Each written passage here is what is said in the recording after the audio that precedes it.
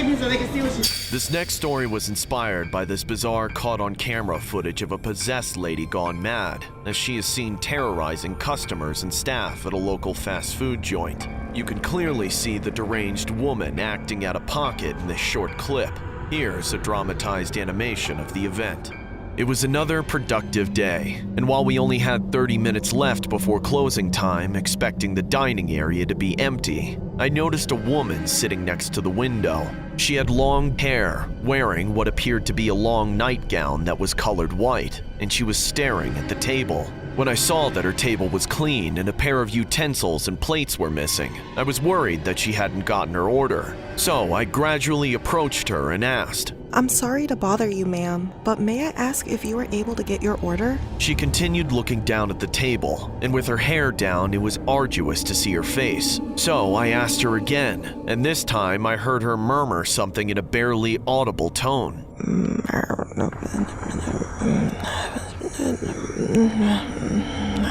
"I'm sorry, but could you please say that again?" I clarified, making sure that I remained polite in my approach. However, the strange lady continued to murmur, her voice seemingly softer than before. This time I had to lean in closer, trying to catch her every word, but unfortunately I had no choice but to ask again.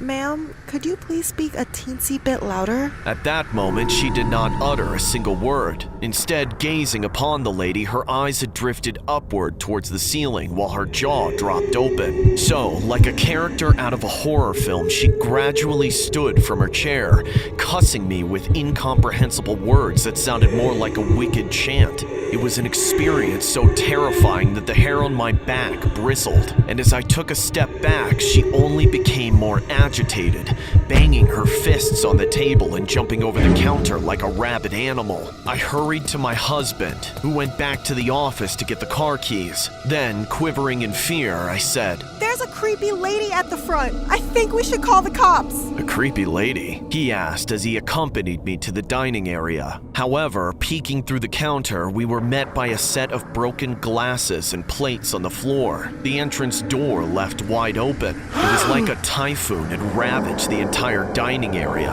and so we had no choice but to clean up the mess and request our staff to clock in early the next day to help us finish the job. As a result, we had to open our doors to the customers from noontime onward. As we welcomed people at 12 o'clock noon, all my thoughts about the creepy lady had vanished, and that mattered most were the happy smiles drawn on our customers' faces. After an entire day of engaging with some of the most delightful people, the early afternoon quickly turned to dusk, and the number of customers who were coming in had finally dwindled. Moments later, as I surveyed the dining area, I noticed a woman in a white gown made of cotton chiffon fabric and a pair of rubber shoes which didn't match her overall outfit. But apart from her poor fashion taste, she appeared somewhat lonesome when I noticed that she was talking to herself. There was still much to be done in the kitchen, so I requested one of our staff to see how the lady was doing and inquire about her order. However, it happened so fast, and the lady did something almost unimaginable.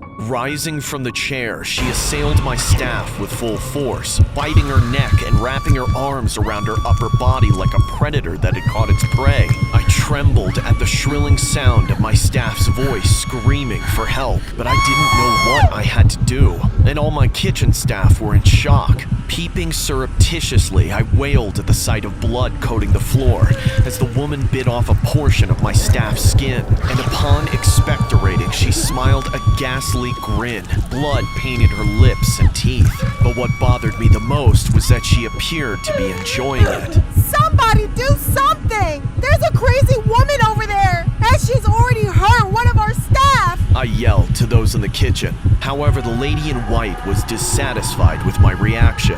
So, consequently, she overturned tables and chairs like an angry Hulk, picking up glasses and utensils and dropping them on the floor. As my husband arrived at the scene in an attempt to calm her down, that's when I remembered the creepy woman from last night. I was convinced that this was the same person wreaking havoc in my restaurant, driving away all the other customers except for a couple who were so frightened that they fixated themselves in a corner. And now, the creep's eyes were on them. As the lady drifted towards them, I hollered, Take it easy now. Just leave those two alone, all right? Nobody else has to get hurt. She disparaged, glowering at me. Nobody else has to get hurt? You ain't seen nothing yet. You should all kneel before me.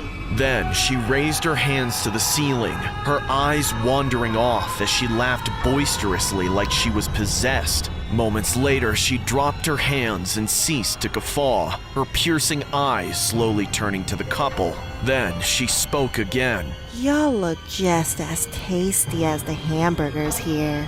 All right, lady, back off! Those two haven't done you any harm, okay? My husband said, attempting to quell her indignation and drive her out of the restaurant. As my husband advanced, the lady ran to the counter, took a knife, and raised her hand for everyone to see. The couple managed to escape. However, for those of us who were left behind, we stood still and prayed for dear life. Who's the master now, huh? No one gives orders to me! She exclaimed, swinging the knife precariously. Then she plunged the knife into a sandwich, striking it over and over to intimidate us. Stabbing you would be just as easy. She said, as she moved towards my husband, who grabbed a chair to shield himself. With the adrenaline rushing through his body, my husband hollered like a warrior, pushing her back with the chair. Leave this place! You don't belong here! Don't tell me what to do! She cried out, as she constantly stabbed the chair, to which I said, Someone call 911! Hurry! Please! The woman suddenly stopped. Then she asked, glancing at me with eerie eyes and a devilish smile. Do you want me to drag you to hell? Seconds later, she sprinted through the front door, spouting nonsense, never to be seen again. When the police arrived, they couldn't identify her, even after seeing the surveillance footage. So, to this day, I imagine her lurking in the dark corners of an alleyway, just waiting to resurface.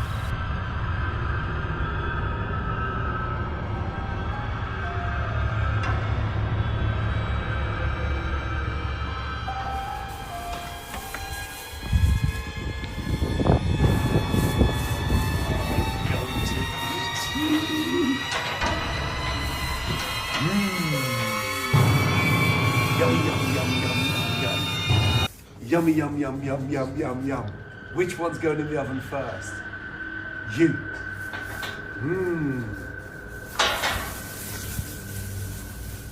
Oven time. We just want to give a disclaimer that the next story is indeed fictional, but the ideology behind the way kitchens are run is a spectacle to be seen by none other than the iconic world-renowned Chef Ramsay. For any Hell's Kitchen or Master Chef fans, we wanted to stir up a nightmare fuel based on the experience most contestants have to deal with when competing for the grand prize. Of course, topped with a disturbing twist. I used to work at the restaurant where they filmed Hell's Kitchen, although I was never present for the filming of any episodes myself.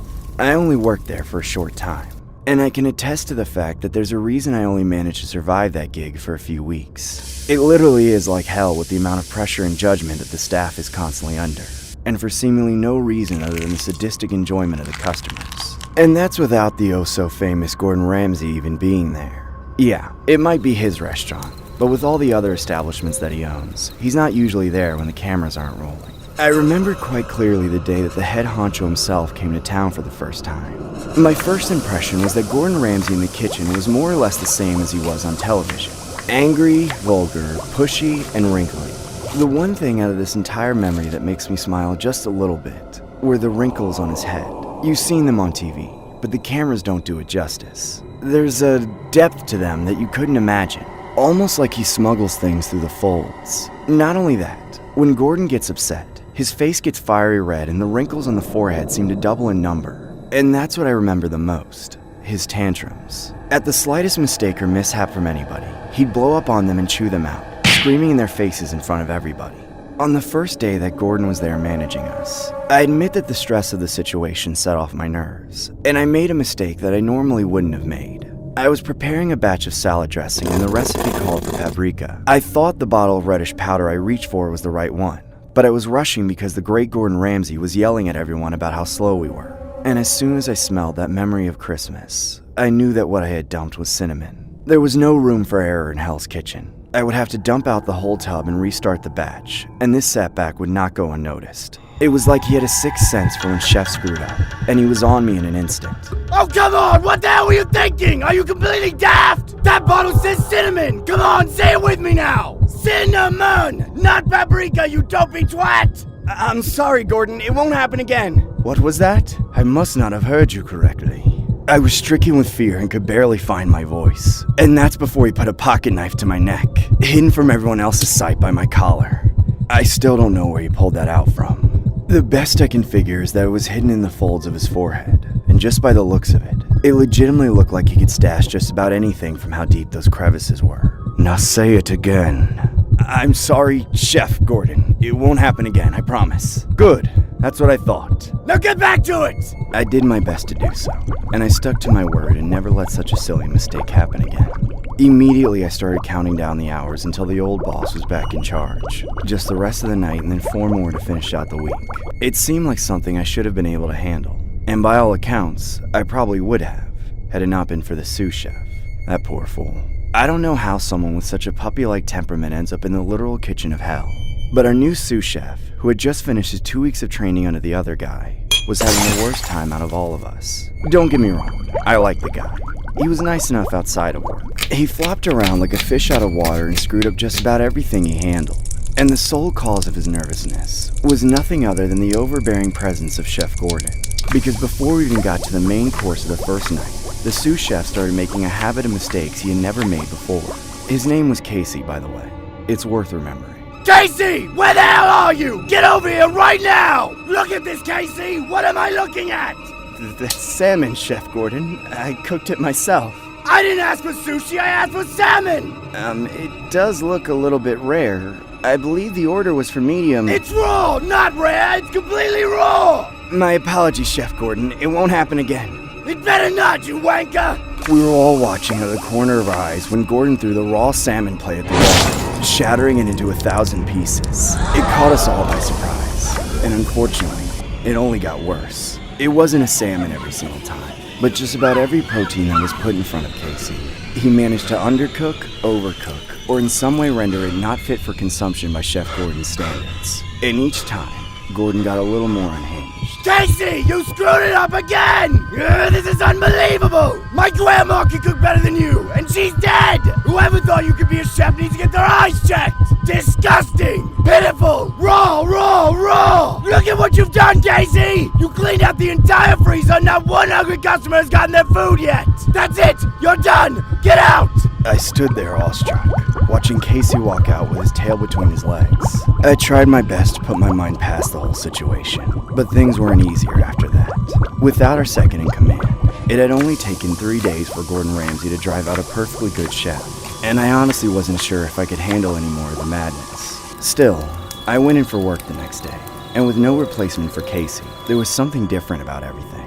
Chef Gordon called us all to attention at the beginning of the shift, and with the strangest of smiles stuck across his face. It is with great displeasure that I must inform you all. Chef Casey has been fired. But the good news is the freezer has been completely restocked thanks to a rush order from my personal butcher. The first thing I did after being released from that little roll call was check the freezer.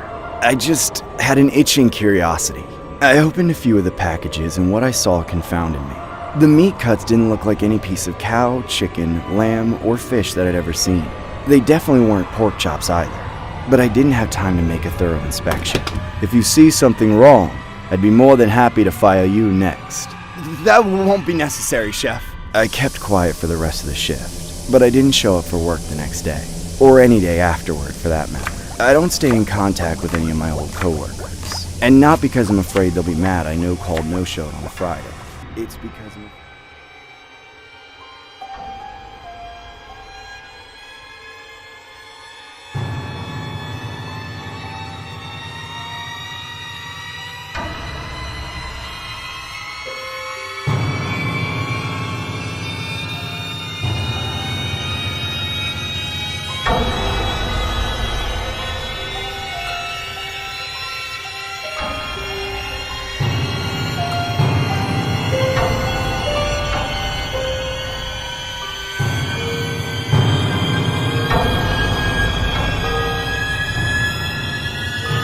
The next story was inspired by some video footage showcasing a real-time possession caught on camera. It hasn't been known if the video was indeed fact or fiction, but nonetheless, the footage is downright terrifying. You can see a chef acting erratically, which definitely falls in the category of kitchen nightmares indeed. Here's an animation based on the occurrence. I've never believed in ghosts or demons. As with a lot of things, demonic possession seems ridiculous until it happens so close to you that you can no longer play stupid about it. And that's just what happened to me. I worked as a chef at a high-end restaurant until all this occurred. Ever since then, I can't stand to be in a kitchen. All I can see is what happened to an old friend and colleague of mine. I still worry for his family, and I don't want to add any more exposure to what they're already dealing with, so I don't feel comfortable using his real name. For that reason, I'll just call him Ben. Ben was a great guy. He was fun to work with, and he was a fine chef. He was working on getting promoted to sous chef, which is like the culinary second in command. I'd just been hired a few months ago, right out of culinary school, and Ben was training me. It was well known between us that my ability to respond to his training would dictate whether or not he got his promotion. The kitchen can be a high-pressure environment, but it's not always like what you see on shows like Hell's Kitchen. We need 4 creme brulees for a party of 8, and stat, those entrees took too long. Ben and I bonded over our shared hatred for Christopher, the head server. We kept our cool by offloading our frustrations onto him. You think he realizes that constantly recommending the most complicated dishes on the menu is the reason we keep getting backed up? Chris having consideration for anyone but himself? You should know better by now. Working alongside Ben was always an honor. However, things took a turn when Ben was denied the promotion as sous chef. It was like the light in Ben's eyes had been snuffed out, like his soul had been utterly crushed. After a few weeks, we barely spoke anymore. Ben started becoming more psychotic and unpleasant to work with. Why the hell is the meatloaf so damn raw? Don't you know what the hell well done is, you idiot? Stop yelling at me. I was going for medium rare. I can see it bleeding from here. Cook it again or you're fired. I'm sorry, man. I'm trying my... Cook the meatloaf. There were many times like that in which Ben flipped out and screamed at me. All I could do was back away and wait for him to cool off. It was like the Ben we all knew wasn't even there. Like he'd been replaced by some unhinged caricature of Gordon Ramsay. Unfortunately, as time went on, things got even worse before they got better. The boss man needed to schedule 2 staff members to sanitize the restaurant for a little maintenance since things were looking a bit drafty. No one else wanted to work overtime, so I figured I'd hop on the opportunity as I could use the extra money. But I would have reversed my decision in a heartbeat if I was aware that Ben would be working alongside me. And what made things worse was how it was the night shift, which meant I would be stuck in the restaurant with Ben all alone in the night. I swept the notion under the rug and began vacuuming the floors. Ben was in charge of sanitizing the kitchen while I was in charge of the dining area. I heard strange noises coming from the kitchen. It honestly sounded like Ben was talking with someone. I found this a little alarming as I'd never seen him use a cell phone, let alone any piece of technology. I cautiously approached the kitchen door and peeked through the glass panel. That's when I saw Ben holding a dead fish and having a full-on conversation with it. You poor thing. I have to cook all your little friends and family every day. I bet you miss them, don't you? Don't worry, I won't cook you if you behave like a good little girl. Come on, show Uncle Ben that you miss him. I couldn't believe what I was seeing. A full-grown man talking to and kissing a raw fish. But what made things more disturbing, as if it wasn't bad enough, was seeing Ben eat the damn thing. He chewed on it while viciously devouring it to shreds. And it wasn't like he was eating sushi. He literally ate the thing straight from the freezer with the scale still on it. I grabbed my bag, left all the cleaning supplies where they were, and got the hell out of there. I ran a couple blocks down till I was far enough to call an Uber to head home. While sitting in the back seat of the car, I couldn't help but tremble in fear as the disturbing imagery in my head wouldn't go away. I texted my boss to let him know that I went home on impulse due to a family emergency. The next day at work, things were surprisingly normal. Ben was behaving normally while cooking up a storm in the kitchen. I didn't see him talking to any dead fish, but still kept a distance from him as I knew he was psychotic. It was a Friday morning. Our brunch specialty is beignets, these little fried pastry balls dusted with powdered sugar. And of course, Ben was put in charge of frying all them, meaning he'd never be able to walk away from the deep fryer from noon to 4. I was working on prepping the dough when I heard the head chef call out, 2 more orders of beignets! Come on, Ben, pick up the pace! I could visibly see Ben getting irritated from the look in his eyes. He looked like he didn't even want to be there, like his passion for cooking had gone completely. I kept my eye on him from across the kitchen while I rolled the next batch of beignet balls. Ben continued dropping the beignets into the vat of boiling oil, still with the finesse of a great chef. But when it came time to fish them out with the basket, I could see that his mind was slipping. He was barely pantomiming the action with his wrist. Then things took a turn for the worst. He threw his head back and started convulsing like he was choking. I could see his entire eyeballs blacken. His mouth began to unnaturally stretch wide open, and his whole body began to undulate abnormally. Then, all of a sudden, he plunged his face into the deep fryer. Immediately, there was an explosion of blood and steam. I ran over as quickly as I could and tried to pull him out, but somehow he grabbed the side of the deep fryer and was holding himself down. By the time enough people came to help me pull him out, it was too late. His face was irreparably melted and scalded into one huge scab. If he was still alive when we pulled him out, he suffocated within minutes as his nose and mouth were fused shut. I still want to throw up just remembering this stuff. There's been many speculations in forums discussing possible theories regarding Ben's kitchen possession, but they weren't there to witness it firsthand the way I did. I quit on the spot, and I've never been able to return to the kitchen since.